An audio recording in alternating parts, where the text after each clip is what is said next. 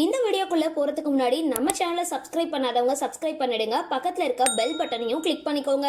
வாங்க வீடியோக்குள்ள போகலாம். சன் மற்றும் விஜய் டிவியை தாண்டி தமிழ் சின்னத்திரையில தரமான சீரியல்கள் ஒளிபரப்பாகி மக்களோட ஆதரவை பெற்றுட்டு வர்றது ஜீ தமிழ் தொலைக்காட்சியும் தான். சீரியல், ரியாலிட்டி ஷோன்னு ரெண்டுத்துலையுமே கலக்கிட்டு வராங்க. தற்பொழுது ஜீ தமிழ்ல ஒளிபரப்பாகிட்டு வர இதயம் 2 சீரியல் குறித்து தான் இப்போ பார்க்க போறோம். இந்த இதயம் தொடரோட முதல் பாகம் முடிவடைஞ்சு 2வது பாகம் ஒளிபரப்பாகிட்டு வருது. முதல் பாகத்துல ஜனனி அசோக் ஹீரோயினா நடிக்க, 2வது பாகத்துல பல்லவி கவுடா நடிச்சிட்டு வராங்க.